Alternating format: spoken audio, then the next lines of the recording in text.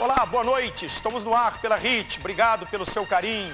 Estamos aí no final de semana, uma semana de muitos temas aqui na nossa programação. E a RIT é isso aí mesmo. E esse é o lema do programa Vejam Só. Semanalmente trazer aqui temas que possa levar até você o conhecimento de algo que, porventura, você tenha a ter algumas dúvidas.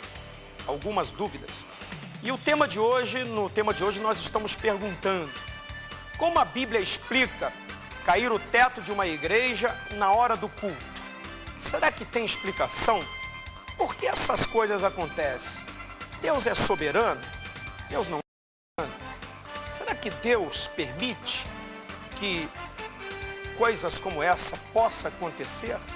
Vidas sendo dizimadas, de repente, quando vidas caminham para um local em busca de receber uma bênção de Deus e de repente uma tragédia desse tipo acontece.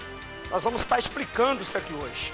Para isso nós temos aqui dois pastores que trazem profundamente uma explicação do porquê disso tudo. E isso você vai aprender agora, no Vejam Só, que está no ar.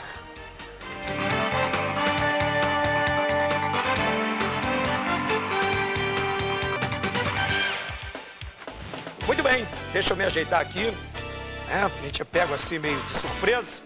E o tema de hoje é um tema interessantíssimo. Vamos deixar na mão desses dois convidados aqui, que hoje eu quero aprender com eles também. Vamos entender por que essas coisas acontecem. Mas antes, a enquete de hoje está perguntando, preste atenção na enquete. Segundo Timóteo 3,12, lá está escrito: ora, todos quantos querem viver piedosamente em Cristo Jesus serão perseguidos. Aí está a pergunta: esse texto é justificativa para cair o teto de uma igreja? Aí você tem ali três opções. A primeira você pode optar sim, a segunda não, a terceira não sei. Você pode optar por uma dessas três opções e você vai concorrer ao kit Jô Rezende. Deixa eu ler de novo a enquete. Segundo Timóteo 3,12. Ora, todos quantos querem viver piedosamente em Cristo Jesus serão perseguidos. Esse texto justifica para cair o teto de uma igreja? Sim, não ou não sei. Participe lá, o nosso site é www.rittv.com.br/vejam só. Vai lá, participe e você está concorrendo ao kit Jô Rezende, que vamos sortear agora na semana que vem, tá bom? Bom, deixa eu aqui apresentar os nossos convidados e depois de apresentá-los nós vamos ver a matéria, né? E vamos então estar debatendo esse tema aqui. Como a Bíblia explica cair o teto de uma igreja na hora do culto? Esse é o tema. Deixa eu começar pelo reverendo Ageu Cirilo de Magalhães Júnior. Ele é diretor do Seminário Presbiteriano JMC e é pastor da Igreja Presbiteriana da Vila Guarani. Pastor Ageu Cirilo, obrigado pela sua presença, boa noite. Obrigado. Seja bem-vindo aqui conosco. Vamos estar aqui ensinando, passando um pouco do conhecimento para tentar esclarecer esse tipo de coisa que aconteceu aí, não só na nossa querida Igreja Renascer, mas em alguns outros tempos também. Não que nós vamos aqui usar o programa para estar criticando ninguém. Vamos acompanhar o debate, aí você tira aí a sua conclusão. Deixa eu falar aqui com o pastor Acil Neri. Ele é da Igreja Assembleia de Deus, Kadosh. Fala do Kadosh, a gente lembra daquela banda bonita, a banda Kadosh, a banda Kadosh. Pastor Acil, é isso? Isso, Neri? exatamente. Boa noite, pastor. Boa noite. Seja bem-vindo. Obrigado. Quer dizer que o senhor fez parte da... Até hoje faz parte da banda? De certa forma, sim, fiz parte, tive o privilégio, a honra de fazer parte da organização, né, da banda e tal, e depois, com a instituição do ministério, com um chamado da parte de Deus, nós continuamos, né? O pastorado. Bacana, eu estou feliz em estar recebendo o senhor. Conheço o pessoal da banda Kadosh, o Sidney. Esse pessoal fez um trabalho comigo, há muito tempo, trabalho social, por uma instituição que defendia ajudar os carentes, a gente entregar muita cesta básica, e a banda Kadosh nos ajudou muito nesse trabalho. Agora, antes da gente entrar aqui no tema, vamos ver a matéria, e aí depois a gente vai estar falando sobre o tema de hoje. Vamos à matéria. Uma uma fatalidade. Era um domingo quando aproximadamente 600 pessoas que estavam saindo de um culto da Igreja Renascer em Cristo foram surpreendidas com o desabamento do templo. Aproximadamente 100 pessoas ficaram feridas e 9 morreram com a tragédia, que aconteceu na sede da igreja, na Avenida Lins de Vasconcelos, em São Paulo. Foi assustador, mas graças a Deus eu estou bem. Logo em seguida uma fumaça em cima, então aí que eu vi que o telhado tinha desabado. E aí as portas se abriram, que fica fechado na hora do culto. Quando abriu, aí o pessoal saiu gritando, correndo, já tudo desesperado. A perícia fotografou e recolheu objetos para investigar as causas do acidente. O imóvel estava com um alvará de funcionamento em dia e, segundo o presidente da igreja, não foi feita nenhuma reforma sem autorização da prefeitura. Estava tudo em ordem, aprovado pelo Contruto, direitinho. Aliás, o Contruto sempre foi muito exigente, estão certos disso e nós tínhamos tudo certinho. Isso foi o que sobrou do templo da Igreja Renascer em Cristo após sua demolição. Uns acreditam que o acidente foi por falha humana, outros já acham que foi permissão divina.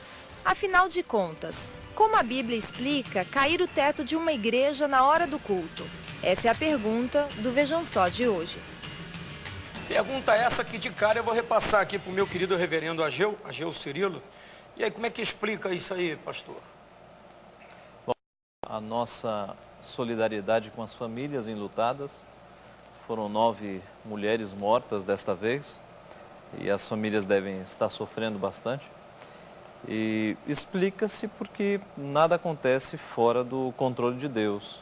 Assim como caem casas de pessoas não crentes, caem casas de crentes também, de pessoas que temem ao Senhor. Então, eu creio que de maneira alguma alguém pode pensar em castigo ou ação de demônios, mas essas coisas acontecem para crentes e não crentes, né? E nós cristãos confiamos que todas as coisas cooperam. Nós não sabemos de que forma, mas Deus em tudo tem seus planos. Eu creio assim. Será que Deus queria mudar alguma coisa ou ensinar alguma coisa? Será que Deus usaria essa possibilidade para querer advertir os irmãos de alguma coisa? Falando da igreja, eu acho arriscado a gente Claro. emitir alguma opinião sobre o juízo de Deus. Agora, certamente que famílias em desastres, elas podem aprender muita coisa, podem se aproximar de Deus, né? Pessoas desviadas podem se aproximar mais do Pai. Então Deus opera por caminhos que às vezes para nós são misteriosos, mas Ele sempre faz aquilo que está na sua vontade. A gente entende realmente por esse lado. Agora, pastor Acil, né? Pastor Acil, como é que o senhor vê? Olha, eu vejo, a minha opinião, não só também de abraçar as famílias enlutadas, mas de dar apoio também aos nossos colegas, né? Pastores, bispos, bispo G é um legislador, bispo Zé Brino é um legislador. Eu tive a oportunidade de conhecê-los, né? E sei da integridade deles, do zelo pela obra do Senhor.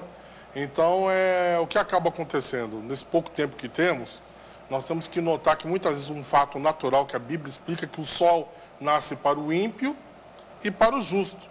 Tudo é possível acontecer ao ímpio e ao justo. Eu estava comentando um pouco tempo com o reverendo Ageu sobre isso. O próprio salmista Asaf, no Salmo 103, ele se fica inconformado com o que ocorre, por exemplo, assim, com o sucesso, o êxito, por exemplo, de um ímpio numa determinada coisa, etc. Mas o Eclesiastes vem explicar sobre isso. Jó também, que muitas pessoas evitam de falar, também fala, porventura não obtive o bem do Senhor e o mal eu não teria. Então é um momento nós, como evangélicos, de refletirmos o que o Senhor tem para conosco. Nós estamos preparados somente para as bênçãos? Nós estamos preparados somente para sorrirmos?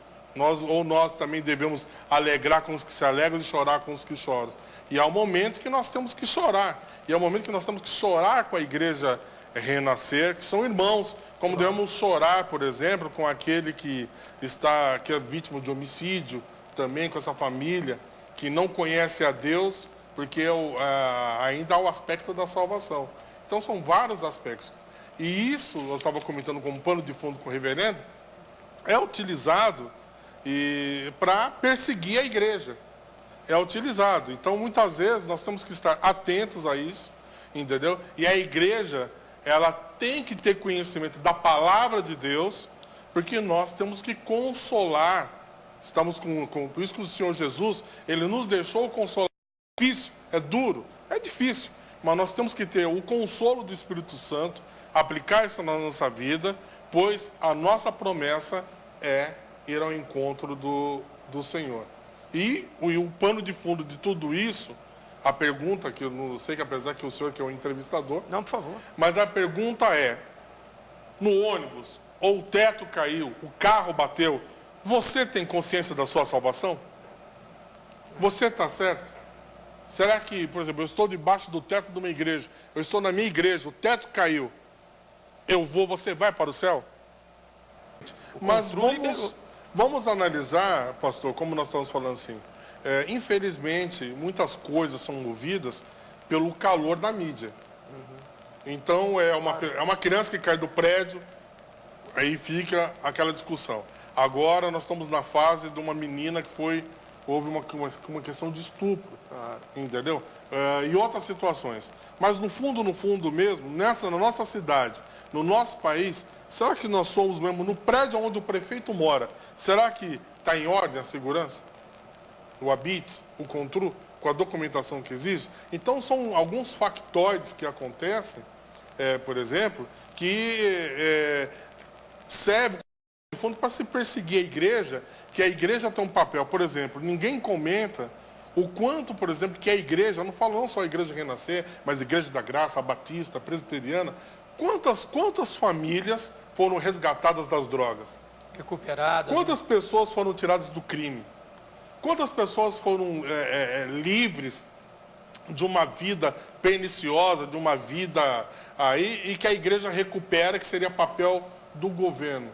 Se todo narcodependente, se todo, por exemplo, dependente de droga, fosse depender da assistência governamental, eles teriam um rombo 10 vezes maior do que o nosso INSS. Não teria condições. E um tema em cima de uma igreja, para muitos rende muito mais, né? As pessoas, inclusive a mídia, né? Parte da mídia vibra demais quando há uma tragédia em cima de uma igreja. Agora, eu creio que nós não devemos esperar outra coisa da nossa sociedade. Sim, né? claro. Porque quando a igreja começa a trabalhar e começa a mostrar o seu valor, aquele mundo que jaz no maligno vai perseguir a igreja mesmo, né? Aliás, é uma prova de que nós estamos trabalhando para a glória de Deus as perseguições. Quando as perseguições vêm, é porque isso prova que nós estamos no caminho. E exatamente, o que ocorre? A Bíblia nos adverte. A Bíblia, quem é amigo do mundo é inimigo de Deus. E o Senhor Jesus adverte, não, eles não rejeitam, eles rejeitam eu e vocês. Ou seja, eu tenho Jesus, às vezes podemos ser honestos, fazer o nosso papel, somos rejeitados, perseguidos, por quê? Porque Jesus está em nós. E o mundo não nos quer. O mundo não nos rejeita assim como rejeitou Jesus. Então, a perseguição serve de um alerta para nós tomarmos posse da nossa fé, porque as pessoas ficam nessa teórica ilusão, não, o Brasil e essas coisas, né, vulgares, não, Deus é brasileiro, não, o Brasil não tem terremoto. Tudo vai acontecer. É terremoto, a morte, tudo está escrito na Bíblia que irá acontecer, irá nos atingir. Nós é que temos que estar convictos da nossa salvação, convictos em Jesus Cristo, bem-aventurados por aqueles, entendeu, que vos injuriarem, vos perseguirem, tá, porque fazem isso por causa do meu nome. E nós temos que estar atentos a isso. Hoje, como pastor, ou como pastores, nós temos que estar atentos ao seguinte: se eu cometer um erro, as autoridades estão aí. As leis do nosso país, elas cobrem qualquer situação. Qualquer tipo de situação, nós temos leis suficientes, leis rígidas para serem cumpridas. E eu tenho que ser submisso às autoridades. Diz a minha Bíblia, a Bíblia do católico. Está lá escrito. Aí. E a nossa justiça ela tem que exceder a dos homens. Gente. Exatamente. Agora, como servo do Senhor, quem sou eu para julgar o meu irmão? Sem dúvida. Quem sou eu para dizer que foi por causa disso, um fator, esse ou aquele? Vou fazer uma pergunta, vocês acham, qualquer um que sentir a vontade possa responder, vocês acham que isso que aconteceu com os nossos irmãos da Igreja Renascer, Deus não está querendo também preparar um crescimento maior em cima disso para eles? E isso vai depender da maneira como os seus membros, por exemplo, se comportarem? Sim, porque todos nós falamos de experiência com Deus. Nós tivemos um caso também da Igor de Osasco, que também foi uma vigília. Até muito mais vidas foram... Sim, foi uma vigília. 29 vidas foram tiradas. Foi uma vigília e eles sofreram também, foram expostos também de uma forma violenta pela mídia e sempre com o mesmo foco. Mas ninguém falou que a igreja se prontificou até famílias, etc. Como a própria Igreja Renascer está fazendo, que é o papel dela, não só como igreja, mas como, por exemplo, o presidente da igreja, que é o Bispo G, que é um legislador, claro. Ele dificilmente, que é um homem que guarda as leis, dificilmente deixaria acontecer uma situação dessa. Então, o nosso momento é de nós prestarmos solidariedade, de orarmos e intercedermos por isso. E aqueles irmãos que infelizmente faleceram, eles morreram salvos do Senhor, eles estarão lá aguardando aquele grande dia, quando o Senhor Jesus irá voltar sobre as nuvens e buscar a sua igreja. Cabe a nós orarmos e estarmos atentos ao que o Senhor quer falar conosco. Para cada um que viu essa imagem aí, essa reportagem, Deus com certeza falou de alguma forma.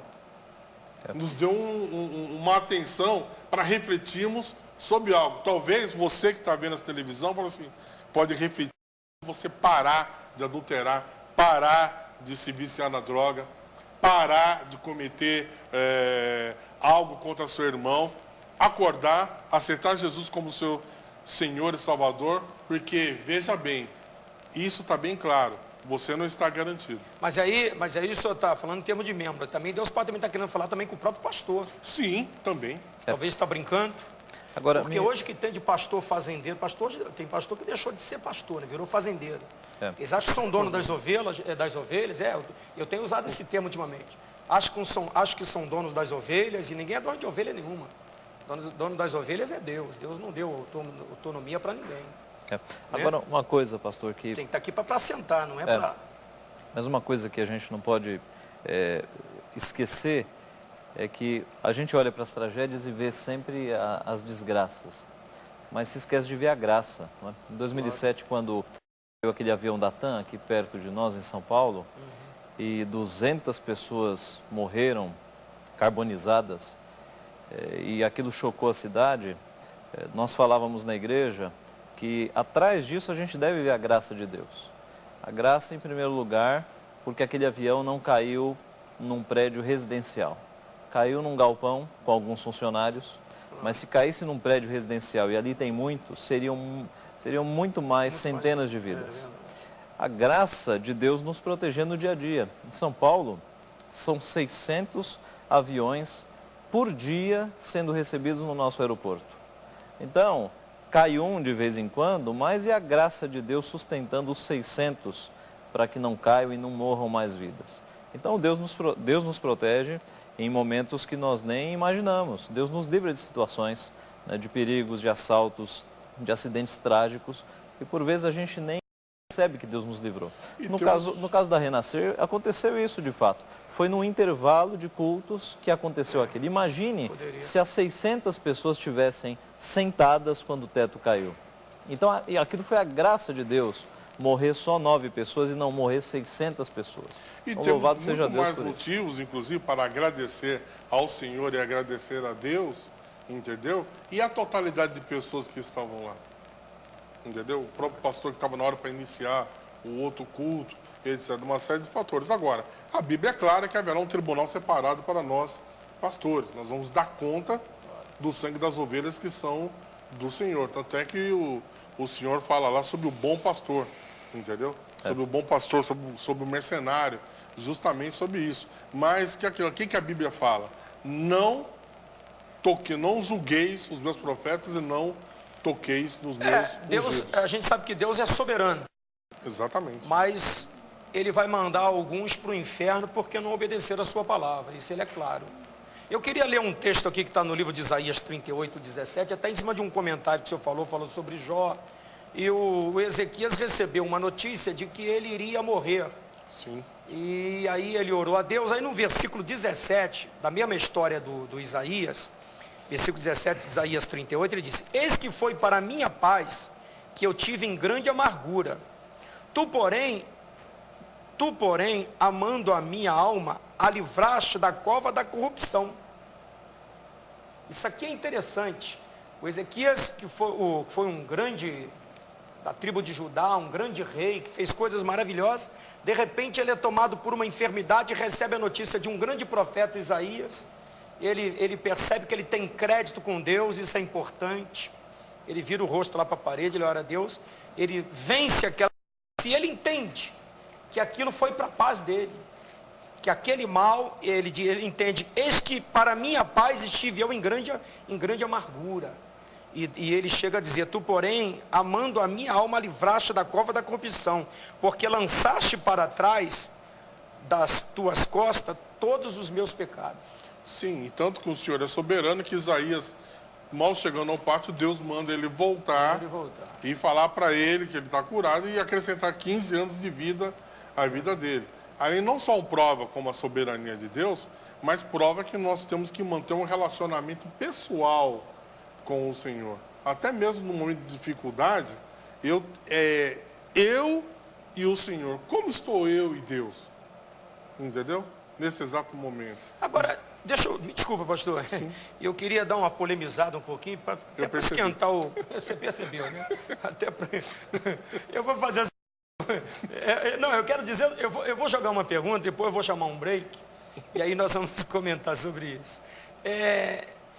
Eu acho que isso também serve para chamar a atenção de outras instituições. Porque a Bíblia fala muito que a gente tem que primeiro vigiar e depois orar. Sim. Vocês não acham, vou deixar a pergunta no ar, que falta também um pouco de vigilância? Porque muita gente acha que é só chegar, olhar o galpão, entrar para dentro. Falta um pouquinho de coisa a mais, não é verdade? A gente vai voltar e aí vocês vão se encarregar de dar essa resposta aí para os nossos telespectadores. A resposta é de vocês, eu só boto o fogo. Tá bom? Vamos lá, a gente volta já.